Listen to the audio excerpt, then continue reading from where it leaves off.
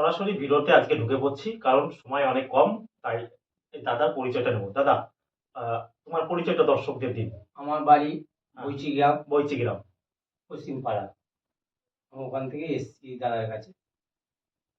নামটা? কবিরুল সর্দার। কবিরুল সর্দার।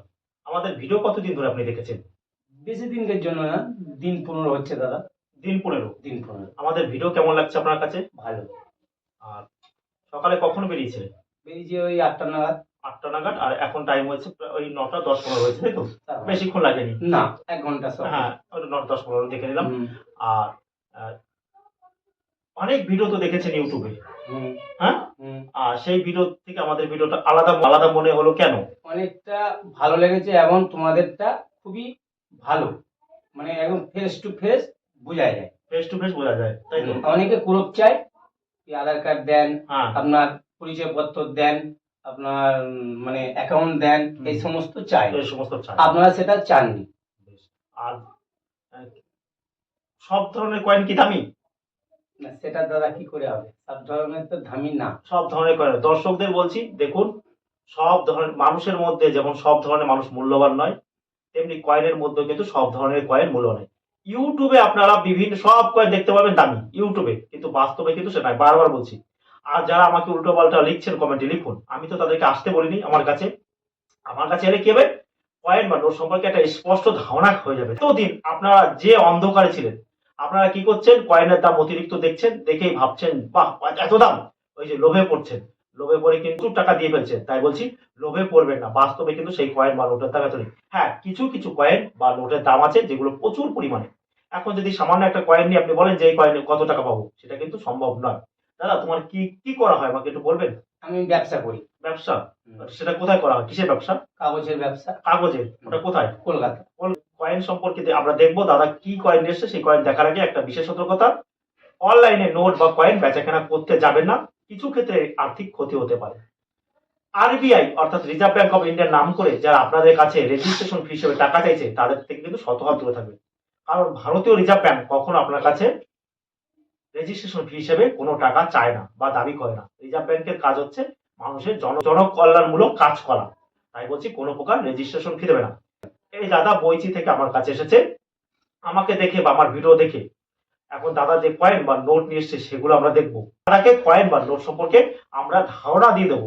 ধারণা মানে কি, যেমন অনেকগুলো ছেলে বসে রয়েছে, 20টা ছেলে আমাদের মধ্যে, মনে করুন 20 জন ছেলে বসে রয়েছে, তার মধ্যে 2জন চাকরি করে, তাহলে কি তারা কিন্তু মূল্যবান, তাই তো? মূল্যবান, তাই না? বাদ বাকিগুলো কিন্তু মূল্যবান নয়, কারণ তারা চাকরি করে, তাদের একটা সম্মান আছে। তাই বলছি কয়েন কিন্তু মূল্যবান নয়। কিছু কিছু কয়েন যেগুলো আমি বলছি, আমার ভিডিও দেখুন, ভিডিও দেখে খাতায় লিখে রাখুন, তাহলেই বুঝতে পারবেন যে আমি কি বলছি। দাদা যে কয়েন নিয়ে এসছে সেগুলো আমরা আবার দেখে নিই কি নিয়ে আসছে। দাদা কালেক্ট করা যে কয়েনগুলো নিয়ে এসছে আমরা এখন চট করে দেখে নিই। এই যে দেখুন কতগুলো কয়েন নিয়ে এসছেন।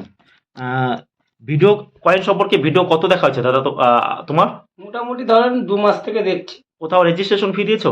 না। দাওনি তো? না। বেশ, কোনো প্রকার রেজিস্ট্রেশন ফি দেবে না। দাদা আমার নামটা আরেকবার বলো দর্শকদের। কবিরুল সর্দার। কবিরুল সর্দার। বেশ, এখন দাদা যে কয়েন নিয়ে এসছে সেগুলো আমরা দেখবো। দেখার আমার নোট বিক্রি করার জন্য কোনো প্রকার রেজিস্ট্রেশন ফি লাগে না।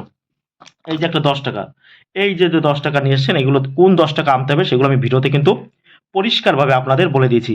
এই 10 টাকাগুলো কেন নিয়েছেন দাদা?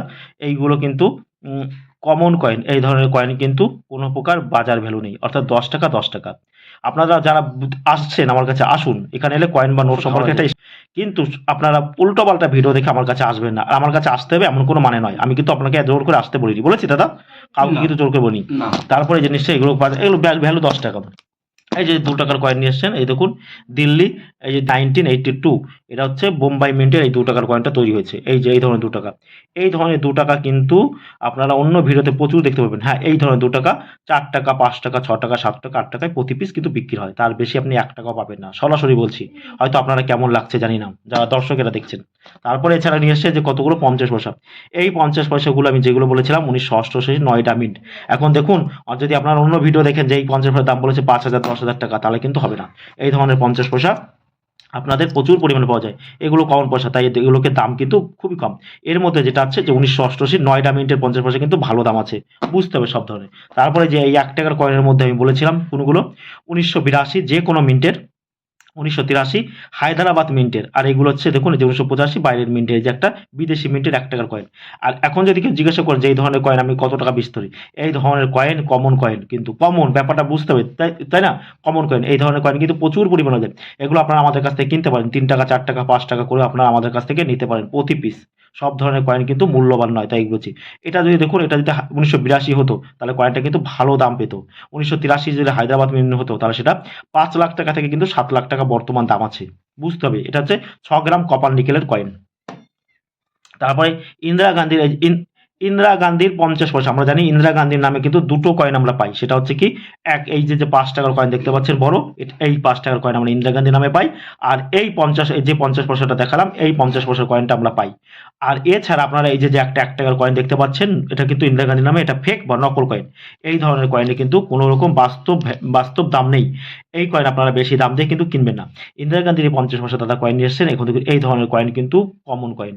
এই ধরনের কয়েন কিন্তু গান্ধী পরিবারে, বারবার আমি ভিডিওতে বলেছি, গান্ধী পরিবারের কয়েন কিন্তু প্রচুর পরিমাণে পাওয়া যায়। অর্থাৎ এই ধরনের কয়েন কিন্তু অনেক আছে, অনেক অজস্র। আপনাদের কয়েন মাস্টার প্রকাশ কিন্তু বিভিন্ন কয়েন বা নোট সম্পর্কে কিন্তু ধারণা দেয়। কারণ আপনারা জানবেন যে কয়েন সম্পর্কে আপনাদের ধারণা জানা হলে কিন্তু আপনারা খুবই অসুবিধায় পড়তে পারেন। তাই বলছি এই ধরনের কয়েন কিন্তু প্রচুর, এগুলো কমন কয়েনের মধ্যে পড়ে। সব ধরনের কয়েন কিন্তু দামি নয়। এছাড়া কতগুলো 50 পয়সা নিয়ে এসছে, এই দেখুন, এই যে সাধারণ 50 পয়সা। আপনারা যদি কেউ মনে করেন যে এই ধরনের 50 পয়সা আছে মানে আমি প্রচুর টাকা পাবো, না, এই ধরনের 50 পয়সা কিন্তু ভালো করে বুঝতে হবে। তারপরে এই ঘোড়া আঁকা 1 পয়সা, এই দেখুন ঘোড়া আঁকা 1 পাইস, এটা দেখুন 1 পয়সা 1951। এই টাকাটা যে মুকুটটা কয়েনটা মূল্য সেটা হচ্ছে 1952, 53, 54 হায়দ্রাবাদ মিন্টের যদি হতো, সেই কয়েনগুলো কিন্তু খুবই দামি। এই কয়েনগুলো কিন্তু তেমন কোনো দাম নেই, সামান্যতম কমন কয়েন। এখন আপনি ভাবছেন যে পুরনো কয়েন মানে, না, পুরনো কয়েন মানে যে প্রচুর দাম হয়ে যায়। এছাড়াও এই যে একটা 1 পয়সার কয়েন দেখতে পাচ্ছেন 1953 আমার হাতে, আর এই যে বলছে 1953, কিন্তু 1953 হলো, এটা কিন্তু কলকাতা মিন্টের রয়েছে বোধহয়, হ্যাঁ কলকাতা মিন্টের, এবং কন্ডিশন খুবই খারাপ, হায়দ্রাবাদ মিন্টের নয় কিন্তু। তাই এই ধরনের কয়েন কিন্তু কমন কয়েন। কয়েন সম্পর্কে জ্ঞান না অর্জন করতে পারলে কিন্তু আপনাদের বিভিন্ন রকম অসুবিধা হতে পারে। ইন্দিরা গান্ধী 50 পয়সার কয়েন। তারপর আর এই যে একটা বিদেশি কয়েন দেখতে পেলাম, এটা কোথাকার কয়েন নিয়েছে দাদা আপনি করে, যে 1429 না 1429 কিংডম অফ দ্য বাহরিনের এই কয়েনটি। আর 2008 এটা বিদেশি কয়েন। এই তো আমরা বলেছি কি যে বিদেশি কোনো রকম কয়েন কিন্তু আমরা কিনি না, যেগুলো আমরা বলবো সেগুলো, এগুলো বিদেশি কয়েন। অর্থাৎ এগুলো তেমন কোনো ভ্যালু নেই, সামান্যতম। হ্যাঁ, আপনারা জানবেন যে ডলার বা পাউন্ড হলে কিন্তু মূল্যবান, এগুলো কিন্তু বিদেশি কয়েন। তাই বলছি তেমন কোনো বৈশিষ্ট্য নেই, তেমন কোনো বৈশিষ্ট্য আমরা খুঁজে পাচ্ছি না।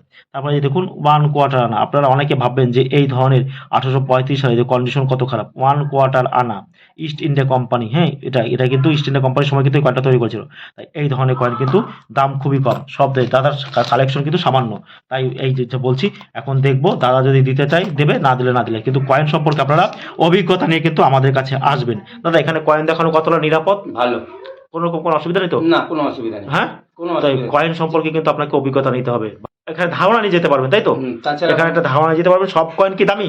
না, সব কয়েন কিন্তু দামি নয়, তাই তো? না। কিছু কিছু কয়েন দেয়। ঠিক আছে দাদা, আপনি ভালো থাকবেন, আবার আসবেন, পরে আপনার সঙ্গে দেখা হবে। হ্যাঁ, এখন আপনাকে আমরা দেখিয়ে দেবো অনেকগুলো কয়েন দেখাবো যেগুলো খুবই দামি বা মূল্যবান। হ্যাঁ, বেশ ভালো থাকবেন, ধন্যবাদ।